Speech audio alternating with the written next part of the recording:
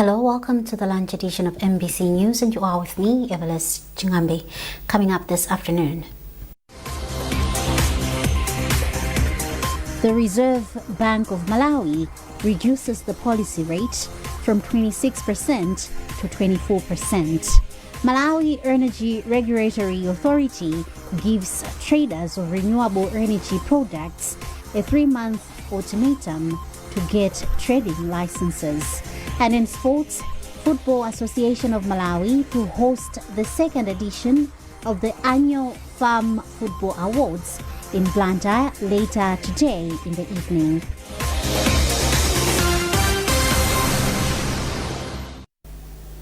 Thank you for joining us. Now we'll start off with a story that the Reserve Bank of Malawi has reduced the policy rate from 26% to 24% following a gradual decline in inflation. The decision has been made during the Monetary Policy Committee meeting held on the 4th and 5th of March 2026. Inflation dropped to 24.9% in January, mainly due to improved maize supply, which lowered food prices. This means that the cost of borrowing will go down as banks will cut interest rates.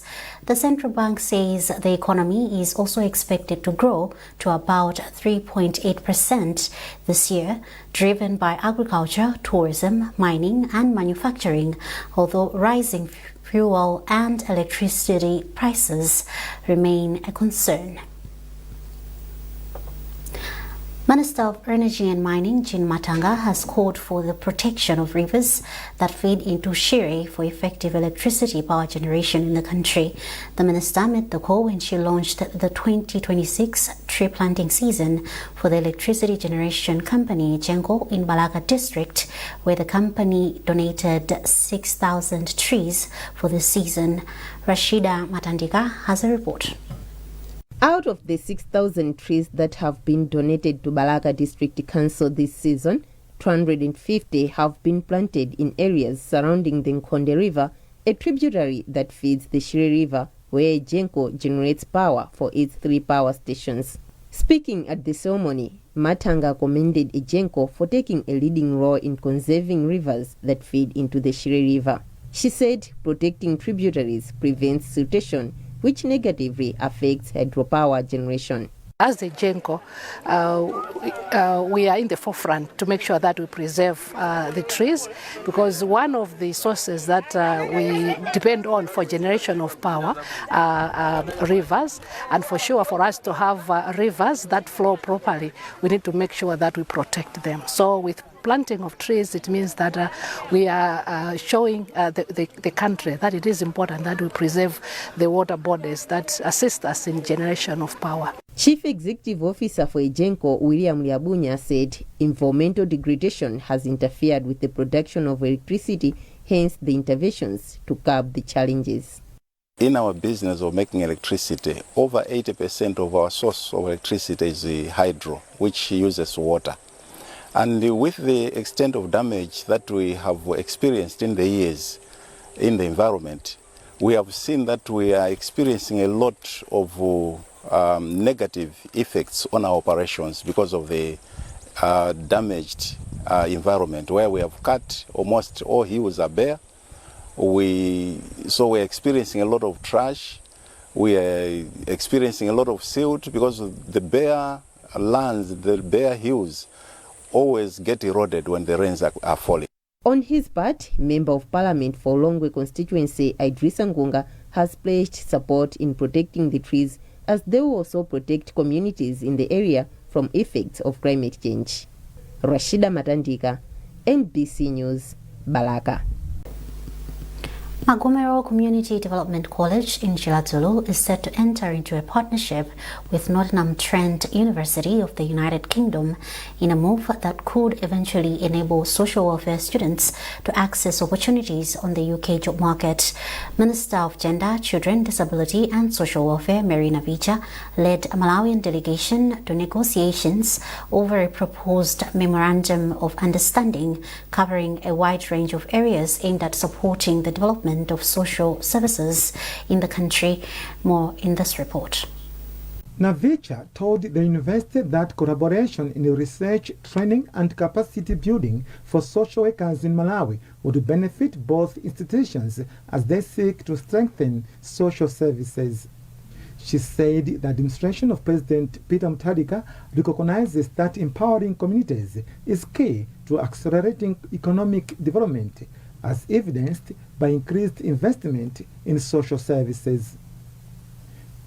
Earlier, the minister delivered a lecture to social work students at the NTU Graduate School, where she invited them to visit Malawi to appreciate the challenges of working with limited resources while still making a meaningful difference in communities.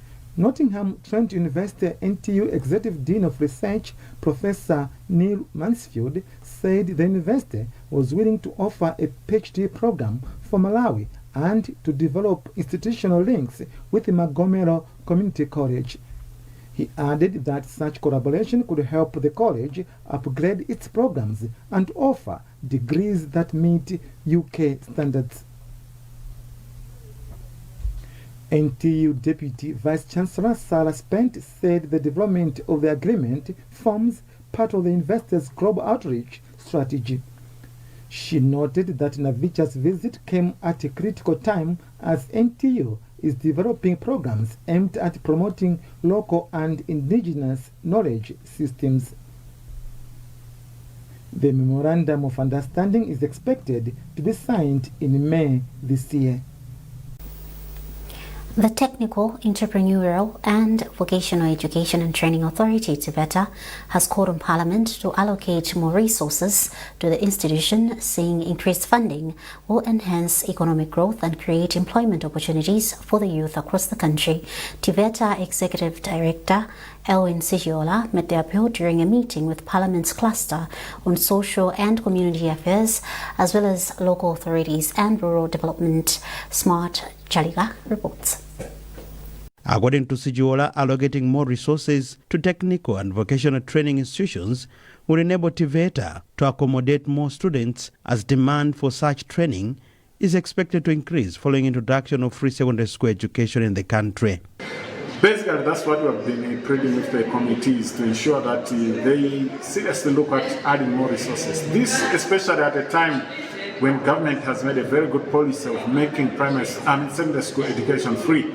What we are saying is immediately we now need to start investing at post-secondary school education, so that as the young people complete their MSCEs, we have spaces in the technical colleges where they can come and learn a trade, a skill, which will enable them to contribute to the socio-economic development of this country. Minor Cluster Co-Chairperson Savio Kafwafa acknowledged that gaps remain in the technical and vocational education sector, stressing the need for increased support to empower young people in driving national development. We are appealing to the government, because this appeal has been there now for almost 20 years, that we need to open, apart from having the technical colleges that train students in different skills, we need to have a special college, like the way you say this is a teachers training college. We want a technical teachers training college established in Malawi. That's the biggest gap that we have as a country when it comes to TVET or TVET issues in Malawi. The cluster is currently scrutinizing budget allocations to various government parastatals and departments under the 11 trillion Malawi Kwacha 2026-2027 national budget presented in Parliament last Friday by Minister of Finance Joseph Mwanamveka. Smart Chaliga, MBC, Lilongwe. The Malawi Environmental Protection Authority, MEPA, has launched a campaign dubbed Mlandama Plastics, aimed at confiscating thin plastic bags and closing down companies producing them. Details in this report by Mike Kalumbi. Speaking in Lilongwe, after authorities closed 2 companies found producing banned thin plastics, MEPA's Environmental Information and Education Manager, Oblen Kilwa, said the campaign will involve shutting down companies that manufacture the illegal plastic and arresting some of the owners. So today we are in Lilongwe City. It's starting from the inside, the CBD. We are confiscating the plastics that are not allowed based on the 2015 plastic regulation. those plastics that basically they do not have the emblems or maybe the signs that is recyclable, the signs that they are not 60 microns, and also the plastics that are not displaying the company that manufactured the plastic. Those we categorize as plastics that are thin and not legal in the country. For his part, Environmental Officer for Lilongwe City Council, Cedric Tambala, said the council is working closely with MEPA to deal with all those violating the law by producing banned fin plastics. We thought it wise to engage, partner with our colleagues from Malawi Environmental Protection Agency so that together we can successfully enforce the decision of the courts. According to the 2015 plastic regulations, fin plastic bags are banned in Malawi. The companies that have been closed so far are King Dio Plastic Company and Quality Plastic Limited, whose owners are Chinese nationals. Mike Alumbi, MBC News, Lilongwe. The Federation of Disability Organizations in Malawi, FEDOMA, has commended government for removing taxes on assistive devices in the 2026-2027 national budget. During the budget statement presentation in Parliament recently, Minister of Finance, Economic Planning and Decentralization, Joseph Manamveka, announced that assistive devices for people with physical impairments will no longer attract tax. Reacting to the development, FEDOMA Executive Director Simon Monde described the move as timely, as many people with disabilities have long struggled to afford the essential items.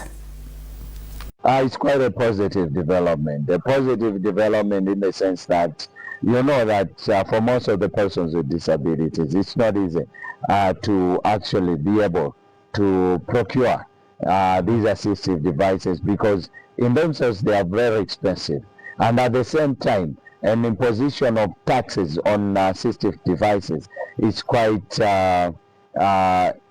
hindering. It's a barrier that most of the persons with disabilities, or most of the persons with disabilities, should not even access or procure these assistive devices. This is a positive development to us as persons with disabilities, even to those organizations that are involved in such kind of things, that they will be able to import assistive devices from outside the country and bring them into the country in support of various institutions, some of them even government institutions, some of them even educational institutions, to support the access to education to children with disabilities by provision of these kind of devices, be it wheelchairs, crutches, and even other writing materials, packings, braiders, and other materials. So in this kind of a development that the government, the Ministry of Finance, has actually removed taxes on assistive devices, is quite a positive development to us as persons with disabilities. We know it will be a bit easier in terms of access to these kind of devices. This is MBC News, and you are with me, Evelis Chingambe. A reminder of the top stories. The Reserve Bank of Malawi reduces the policy rate from 26% to 24%. Malawi Energy Regulatory Authority gives traders of renewable energy products a 3-month ultimatum to get trading licenses. And in sports, Football Association of Malawi to host the second edition of the annual Farm Football Awards in Blantyre later today in the evening.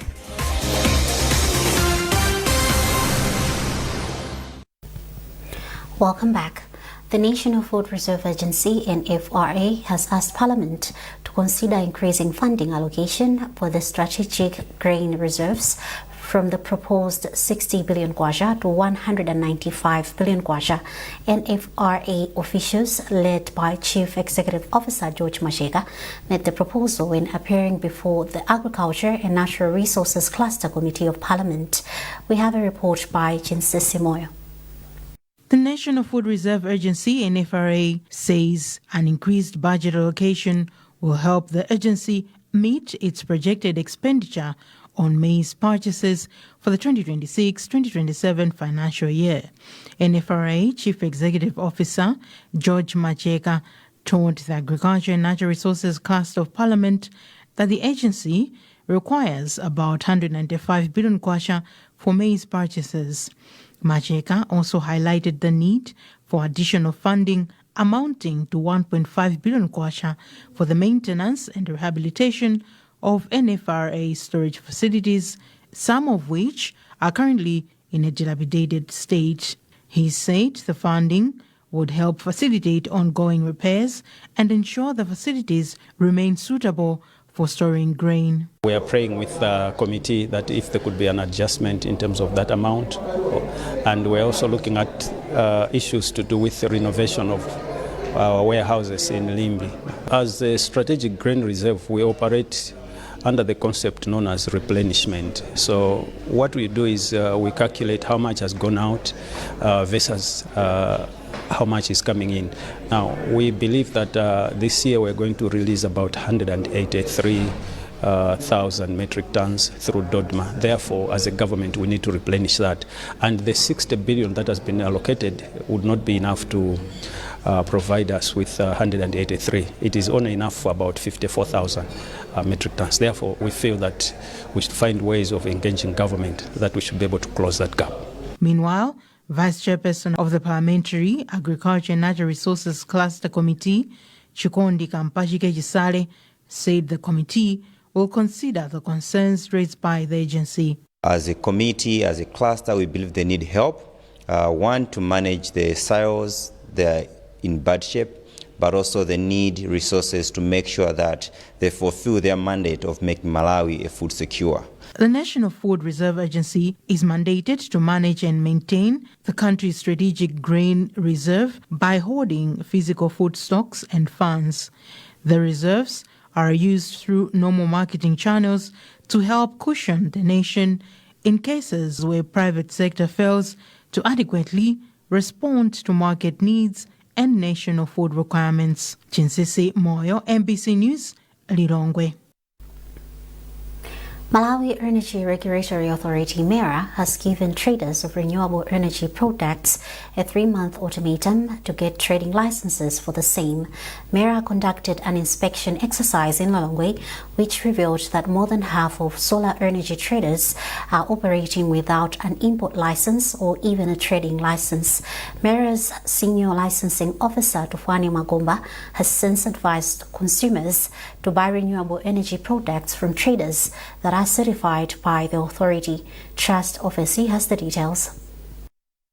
The inspection exercise was conducted as part of an awareness campaign aimed at protecting consumers whilst enforcing compliance in the importation of standard renewable energy products.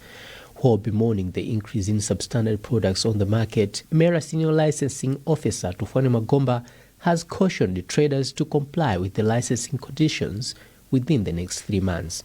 In terms of quality that is on the market is really substandard. There are some that we have noted that they are complying, but the majority, they are not complying. Within the next 3 months, we are expecting that all these traders that are trading without licenses are going to be issued with licenses.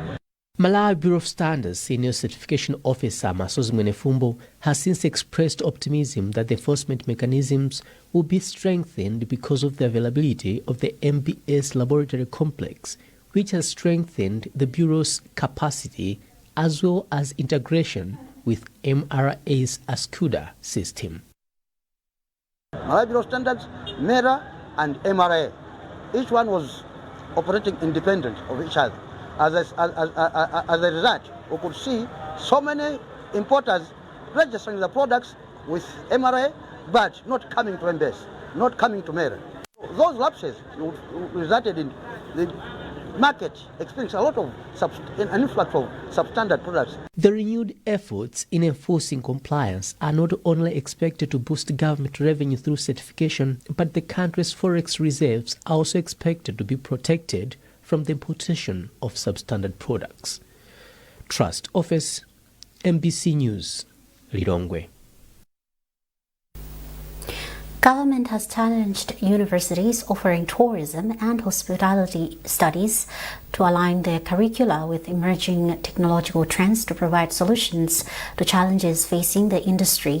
The Principal Secretary responsible for administration in the Ministry of Industrialization, Business, Trade and Tourism, Maxwell Tsitsi, made the remarks during the 3rd International Tourism and Hospitality Education Conference currently underway here in Malawi.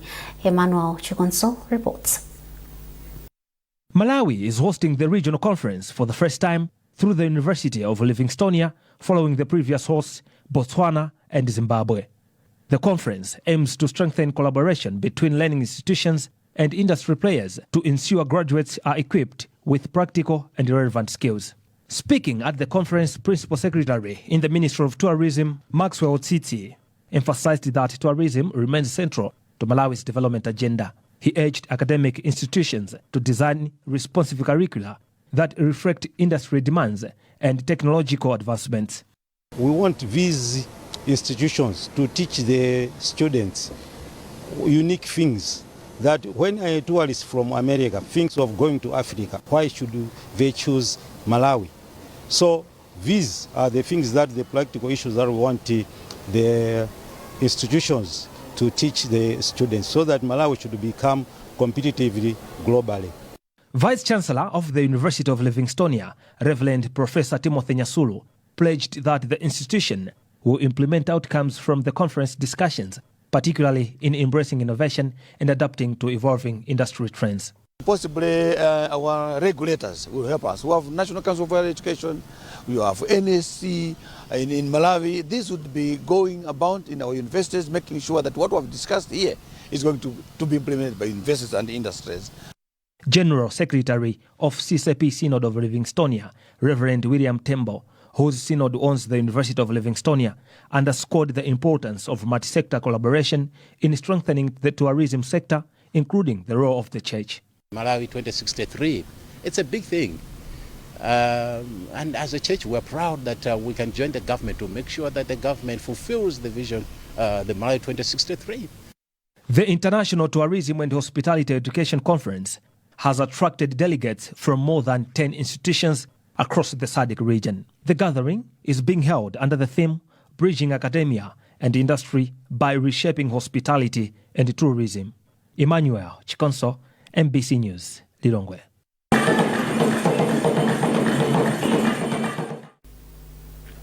Malawi Electoral Commission MEC has engaged community leaders in Blantyre West constituency ahead of parliamentary by-election scheduled for 17 March. The engagement aimed at mobilizing the subjects to fully participate in the electoral process. MEC Commissioner Emmanuel Fabiano emphasized that full participation is important as it allows citizens to exercise their democratic rights and choose leaders of their choice. People on everyday activities. Election is not one of the things that we do every day. Elections come once in a while. And because elections come once in a while, sometimes people need to be reminded of the importance of elections and the need for them to participate fully. So this is one of the reasons why we are here, that for those that are already ready, that's fine. But for those that have forgotten one or two other things, they have to be reminded. It is a right and a responsibility of every citizen that registered to vote. And reminding them is nothing wrong. It's actually a good thing. In sports, Football Association of Malawi FAM will host the second edition of the annual FAM Football Awards in Blantyre today in the evening. The awards are meant to celebrate outstanding performances by players and coaches in elite competitions administered by FAM, covering both men's and women's football in the year 2025. Norbert Jamison reports. This year's awards will cover 5 categories, namely Castel Cup Awards, FDH Bank Cup Awards, NBM Women's Premiership Awards, NBS Bank National Division League Awards, and the overall awards. In the overall category, 2025 TNM Super League Player of the Season, Chikumbutso Salima, who is currently playing for Sudanese Giants Aomeric, will battle former teammate at FC Binyasa Big Bullets Babatunde Adepoju and Mighty Wanderers goalkeeper Dalitso Kungwa for the Men's Player of the Year award, while Festus Due, Francis Mchema and Allen Chihana are the contenders for Men's Young Player of the Year. Wanderers coach Bob Mpinganjira, Silver Strikers mentor Peter Nkangira, and Malawi Under-20 men's coach Media Sport Fera Jegwe have been nominated in the 2025 Men's Coach of the Year category, while the Women's Football Coach category has senior coaches tactician Love Mufaziri, junior coaches Gafa Magi Chombo, and Silver Strikers ladies coach Andrew Chikosim. Scorchers star Letitia Chinyamula seeks to retain the Women's Player of the Year accolade, which she won last year, but faces strong competition from Silver Strikers ladies pair of Irene Kumalo and starlet Deborah Henry. The Women's Young Player of the Year category has Ascent Academy duo Maureen Kenneth and Miami Konkandawire battling Salamun Mbika of Kukoma Ntopa Women. Last year, Wanderers midfielder Isaac Galiati was named Best Men's Player, while Silver Strikers defender McDonald Lamek won the Men's Young Player of the Year award. Ascent soccer coach Tomu Nkorongo emerged the Women's Football Coach of the Year, as Peter Mponda claimed the men's category. Norbert Jameson, NBC Sport. And that's it from our newsroom this afternoon. A recap of our top stories before we leave. The Reserve Bank of Malawi reduces the policy rate from 26% to 24%. Malawi Energy Regulatory Authority gives traders of renewable energy products a 3-month ultimatum to get trading licenses. And in sports, Football Association of Malawi to host the second edition of the annual Farm Football Awards in Blantyre later today in the evening.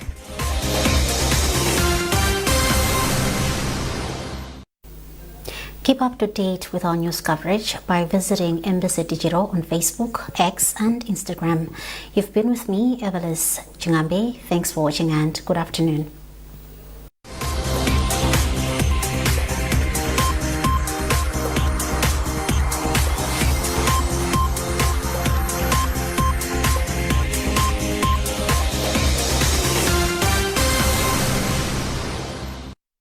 Kuboka wanangwa pale vipyo na kufa majiri ya kuzura vitanda vikugona ndicho chikawa mumala.